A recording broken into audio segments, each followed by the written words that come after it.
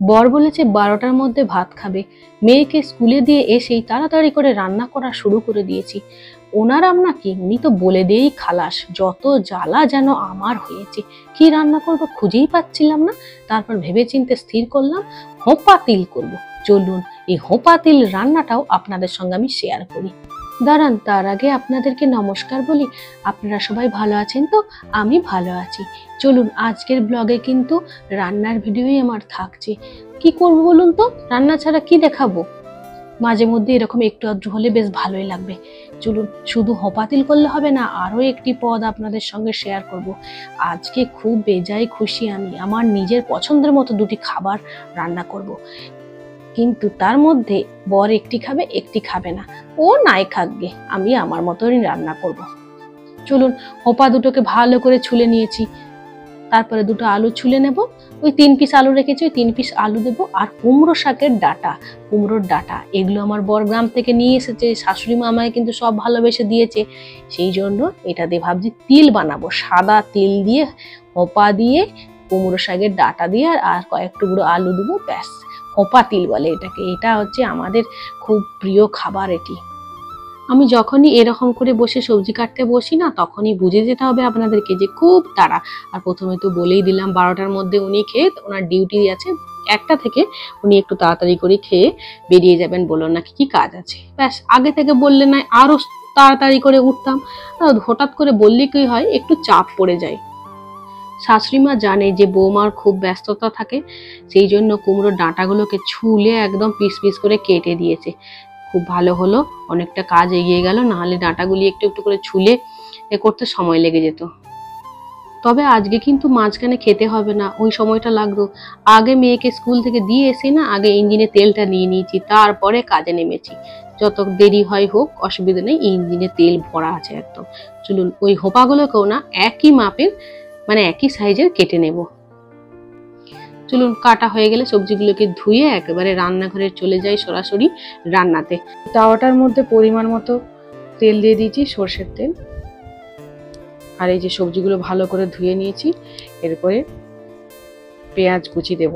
পেঁয়াজগুলো ভাজা ভাজা হয়ে যাওয়ার পর সবজিটা দেব। সাদা তিল রান্না এছাড়াও অন্যভাবেও করা যায়, ঝিঙে দিয়ে হয়, উচ্ছে দিয়ে হয়। উচ্ছে দিয়ে তিল দিয়ে এই রান্নাটা আমি এর আগেও করেছি, ভিডিওতেও আমি দেখিয়েছি। ঝিঙে দিয়ে করে দেখানো হয়নি, ঝিঙে দিয়েও হয়। ওই ঝিঙে পোস্ত যেমন হয়, তিলের স্বাদ তো আলাদা, ওই রকমই একই প্রসেসে করতে হয়। আর সব তার থেকেও বড় কথা হচ্ছে হোপা তিল। হোপা তিল হচ্ছে খুব নামকরা খাবার আমাদের গ্রামে। এই হোপাই তিল, কি খাবি না কি খাবি বলতাম ছোটবেলায়, না হোপা খা মানে কিছুই না খাওয়া আর কি। ছোটবেলায় হোপা টোপা মানে এই সবজি টবজি খেতাম না, এখন খাচ্ছি, এখন ভালোবেসে খাচ্ছি। তখন ওই হোপা খাওয়া মানে যে খাবারটা অপছন্দ, সেই খাবারটার নাম ধরে আমরা রাগাতাম, সেরকমই হোপাটাও ওর মধ্যে পড়ে। কলকাতায় অবশ্য হোপাকে চিচিঙ্গে বলে ডাকে। হয়েছিল একবার কাণ্ড, আমি বাজারে গেছি সবজি কিনতে, আমি আমরা বলেছি হোপা কত করে গো। সবজিওয়ালা আবার হোপা কি জিনিস না বুঝতে পেরে খালি বলে কি বলছেন দিদি ভাই, বুঝতে পারছি না। তারপরে আমি এবার আঙুল দিয়ে দেখাতে বললো যে এটা তো হোপা নাকি বলছেন, ওটা তো বলি না, চিচিঙ্গে বলি। আচ্ছা, তারপরে বুঝতে পারলো। চলুন, পরিমাণ মতো লবণ, লঙ্কা গুঁড়ো আর হলুদ গুঁড়োটা কিন্তু কম দেবো, যেহেতু সাদা তেল দিয়ে হবে, তাহলে রান্নাটা একটু সাদা সাদাই দেখাবে। কিন্তু খুব সাদা নয়, অল্প সাদা আর কি, আর হালকা হলুদের ভাবটাও থাকবে। ভালো করে নেড়ে চেড়ে না ঢাকা দিয়ে দেবো। কুমড়ো শাকের ডাঁটাগুলো আছে, ওটা তো একটু শক্ত জিনিস, সেদ্ধ তো লাগবে, আলুও তাড়াতাড়ি সেদ্ধ হয়ে যাবে, আর হোপা তো এক্ষুনি গলে যাবে। বরমশাই বলে দিয়ে তো সোফায় বসে ঠ্যাং গলাচ্ছে, আর তুই আমরা খেতে মর। সারা দিন যেন ঘূর্ণির মতো ঘুরছি। কত কাজ বলুন তো আমাদের, আমাদেরকে মুখের সামনে এক গ্লাস জল ধরে দেবার মতো কেউ নেই। মাঝে মধ্যে মনে হয় যে একটু বসে থাকি, কেউ এসে একটু জল ধরে দিক, একদিন কারো হাতে, অন্য কারো হাতে রান্না খায়। সে সুযোগ আর হলো না, আর কপালও সেরকম করিনি, আর কি করব বলুন তো। চলো ঢাকা দিয়ে দিই। এরপরে সাদা তিলটা একটু আপনাদেরকে দেখাই। তবে কিন্তু আজকে শিলনোড়াতে বাটবো না, অনেকটা দেরি হয়ে যাবে, বাটতে সময় লাগবে। মিক্সিতে পায়ে পায়ে করে ঘুরিয়ে দেবো। ওই যে হাতে নিয়ে দেখাচ্ছি সাদা তিল কেমন জিনিস। এটি আমাদের নিজস্ব জমিতে চাষ করা, শাশুড়ি মা পাঠিয়েছে।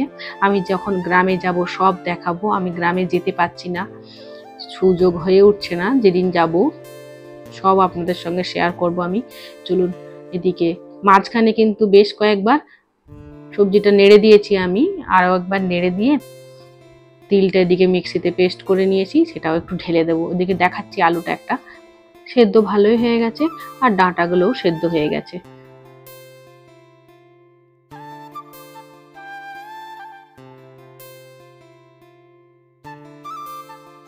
এই যে মিক্সিতে তিলটা পেস্ট করা হয়ে গেছে, একটু শুকনো শুকনো করে বাটতে হবে কিন্তু ধরে, জল দেওয়া চলবে না, কারণ আমি যে সবজিটা সেদ্ধ করলাম না, কোনো জল দিইনি, হোপা থেকে যে জলটা বেরোয় সেই জলই সেদ্ধ হয়ে গেছে।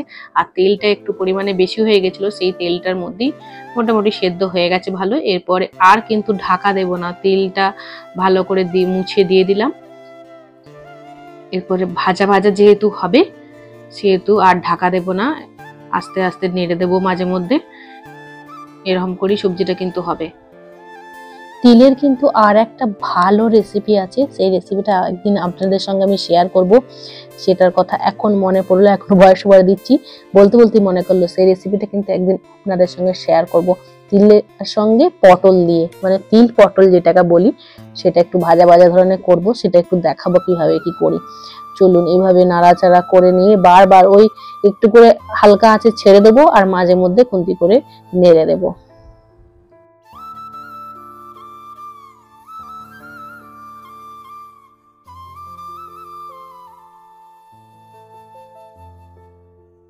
ব্যাস, হোপা তিল আমার কিন্তু কমপ্লিট হয়ে গেছে।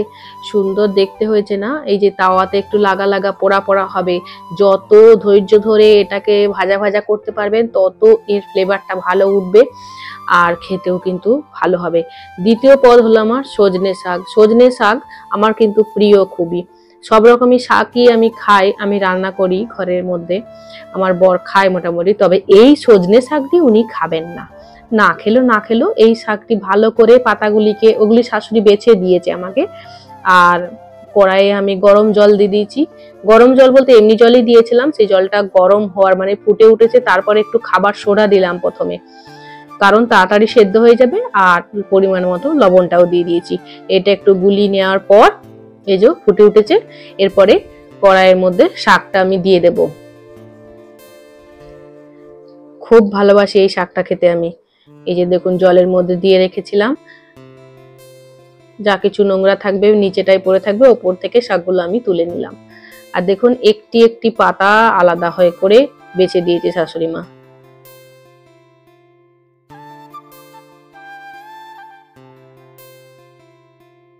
ব্যাস, একবার নেড়ে চেড়ে ঢাকা দিয়ে দেবো, মাঝখানে আর একবার ঢাকনাটা খুলে আর একবার নেড়ে দেবো, না হলে শাকটা কি হয়, দলা পাকিয়ে যায়। আর শাকটা যখন ভাজবো, শুকনো লঙ্কা আর রসুনকে একটু থেতো করে রেখেছিলাম, এই যে কড়াইয়ের মধ্যে একটা লঙ্কা দিয়ে দিয়েছি, আর রসুনটা লাল লাল করে ভাজা হয়ে যাওয়ার পর শাকটা দিয়ে দেবো। আর শাকের মধ্যে আমি পরিমাণ মতো কিন্তু চিনিটা দিয়ে রেখেছিলাম। আর বলি, এই শাকটা কিন্তু একটু মিষ্টি মিষ্টি খেতে লাগবে, আমার তো খুব ভালো লাগে, আর আমার মা এই শাকটা খুব খায়। চলুন, আমার রান্না প্রায় শেষের দিকে, ওকে এরপর খেতে দিই। উনি এই শাক খাবে না, আর একটা আমি পদ করেছি, তাই দিয়ে ভাত দেবো। এখন মেয়েকে নিয়ে আসি। চলুন, এদিকে দুপুরের খাবার খেতে বসে গেছি। কেমন কি রান্না হলো, কতগুলি ভাত নিয়ে বসেছি দেখুন, আর শাকটি দেখুন, পুরো শাকটি আমি নিয়েছি, একাই খাবো। এই যে বড় তৃপ্তি করে কিন্তু খাবারটি আজকে খাবো। দুটি খাবারই আমার খুব পছন্দের। আর একটি পদ করেছি, সেটি হলো আলু পটল আর ডিম দিয়ে একটু ঝোলের মতো করেছিলাম, সেটা বর খেয়েছে, আমিও এটা নিয়ে নিই, মেয়েকে দিয়েছি। আমি এই শাক ভাজা আর খোপা তেলটা দিয়ে খাবো। ওই যে দেখুন, আপনাদেরকে একটু খেয়ে দেখায়, কত খুশি, মুখের হাসিটা দেখেই বুঝতে পারছেন যে আমি খুবই সত্যিই খুশি। শাকটা দিয়ে অর্ধেকের বেশি ভাত খাওয়া হয়ে যাবে আমার, তারপরে খোপা তেল, আর ভাত তো পুরো একদম গরম। ব্যাস, চলুন শান্তি করে একটু খেয়ে নিই, কারণ সারাদিনে অনেক পরিশ্রম করেছি, একটু আরাম করে বসে খেতে হবে আমাকে। ব্লগটা আজকে আমি এখানেই রাখবো বন্ধুরা, আগামীকাল আবার আমি আপনাদের সাথে গল্প করতে চলে আসবো। ততক্ষণকে আপনারা সকলে ভালো থাকবেন, সুস্থ থাকবেন, সাবধানে থাকবেন। আগামীকাল দেখা হচ্ছে, টাটা বাই।